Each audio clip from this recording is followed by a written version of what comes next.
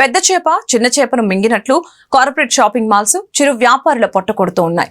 Wholesale పేరుతో retail రంగాన్ని shopping malls కుదేలు చేశాయి.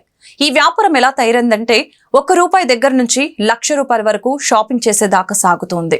గజకర్ణ, గోకర్ణ, టక్కుటమార, విద్యల పట్టణాల నుంచి నగరాల వరకు Reliance shopping malls, DMart, metro, విజేత లాంటి కార్పొరేట్ సంస్థలు ఆఫర్స్ పేరుతో ప్రజల్ని అన్ని విధాలా ఆకర్షిస్తున్నాయి.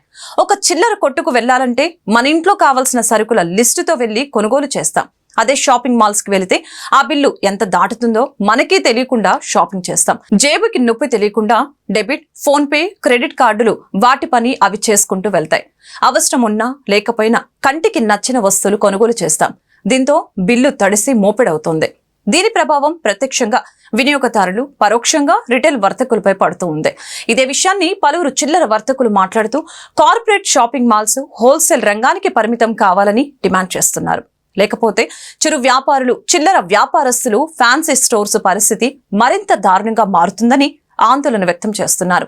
ఇప్పటికీ వ్యాపారాలు లేక రిటైల్ రంగం నష్టాల్లో కూరుకుపోయిందని ఆందోళన వ్యక్తం చేశారు.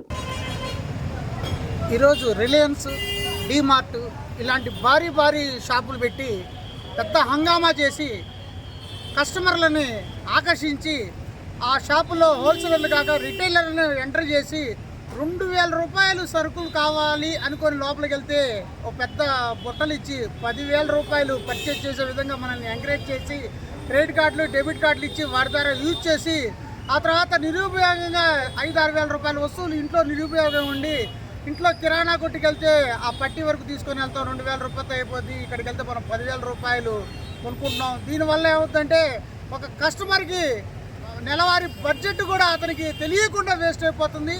అలాగే దీనివల్ల చిరు వ్యాపారులు బతకాల్సిన టైంలో హోల్సేల్ వ్యాపారులకి ఇవ్వాల్సిన టైంలో చిరు వ్యాపారులు అందరినీ దెబ్బకొట్టి వాళ్ళ వ్యాపారం దెబ్బతీస్తున్నారు. ఇది సమంజసం కాదు.